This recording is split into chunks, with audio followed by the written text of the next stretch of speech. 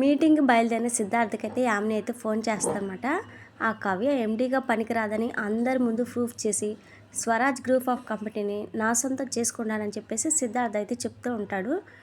ఒక్క నిమిషం, అంతకంటే నీకు ముఖ్యమైన విషయం ఒకటి చెప్దాను ఫోన్ చేశానని చెప్పేసి చెప్పగానే, నేను ఇప్పుడు ఏం చెప్పినా వినే పరిస్థితుల్లో లేనని చెప్పేసి సిద్ధార్థ్ చెప్తూ ఉండగా, రాజు బోర్డు మీటింగ్కి వస్తున్నాడని చెప్పేసి యామిని అయితే అంటదనమాట. ఇక ఆ మాటకి సిద్ధార్థ్ అయితే ఒక్కసారిగా షాక్ అయిపోతాడు. రాజు చనిపోయాడు కదా, వాడు బోర్డు మీటింగ్కి రావడం ఏంటని చెప్పేసి సిద్ధార్థ్ అయితే అడుగుతాడనమాట. అసలు రాజు చనిపోలేదని చెప్పేసి యామిని అయితే చెప్తుందనమాట. మరి రాజు చనిపోలేదనే విషయం నాకెందుకు చెప్పలేదు, నా దగ్గర ఎందుకు దాచావు అని చెప్పేసి అడుగుతాడు. వాడు ఉండగానే నా కంపెనీ వైపు చూస్తే నాకు లైఫే లేకుండా చేస్తాడని చెప్పేసి సిద్ధార్థ్ అయితే భయపడిపోతూ ఉంటాడనమాట. అలా జరిగే ఛాన్సే లేదు, ఎందుకంటే రాజు గతం మొత్తం మర్చిపోయాడని చెప్పేసి యామిని అయితే చెప్తుందనమాట.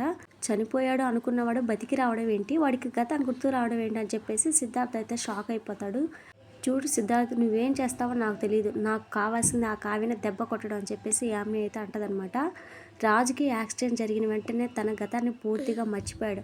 ఆ విషయం బయటికి రాకుండా ఆ ఫ్యామిలీ మొత్తం అతన్ని దాచిపెడుతుంది. ఎప్పుడైతే నువ్వు బోర్డు మీటింగ్ పెట్టి కావ్య ఎండీగా పనికిరాదని చెప్పావో, ఇక అప్పుడే రాజును బయటకు తీసుకొస్తున్నారని చెప్పేసి యామిని అయితే చెప్తుందనమాట. రాజును చూపించి కావ్యని కాపాడాలని చెప్పేసి ఆ ఫ్యామిలీ మొత్తం అనుకుంటుంది. వాడికి గతం గుర్తులేదు, కంపెనీని చూసుకోవడం చేత కాదని అందరి ముందు ప్రూఫ్ చేస్తే కంపెనీ నీ సొంతం అవుతుందని చెప్పేసి చెప్తుంది అనమాట. నువ్వు చెప్పినట్లు ఆ రాజుకు గతం గుర్తుకు లేకపోతే నేను ఈజీగా హ్యాండిల్ చేయగలనని చెప్పేసి సిద్ధార్థ్ అయితే అంటాడు. కానీ వాడికి గతం గుర్తుందంటే మాత్రం నా దగ్గర ఉన్న షేర్స్ కూడా వాడు లాగేసుకుంటాడని చెప్పేసి సిద్ధార్థ్ అయితే భయపడుతూ ఉంటాడనమాట. రాజు ఇప్పుడు ఏమీ తెలియని చంటి పిల్లాడు, వాడికి ట్రైనింగ్ ఇచ్చి కావ్య తీసుకొస్తుందని చెప్పేసి యామిని అయితే చెప్తుందనమాట. వాడిని మీటింగ్లో భయపెడితే చాలు, మొత్తం విషయం అందరికీ తెలిసిపోతుందని చెప్పేసి అంటతే, ఇక కావ్యని అవమానిస్తే ఏమొస్తుంది, ఆ రాజుని అవమానిస్తేనే అస్సలైన కిక్ అని చెప్పేసి సిద్ధార్థ్ అయితే అంటాడనమాట.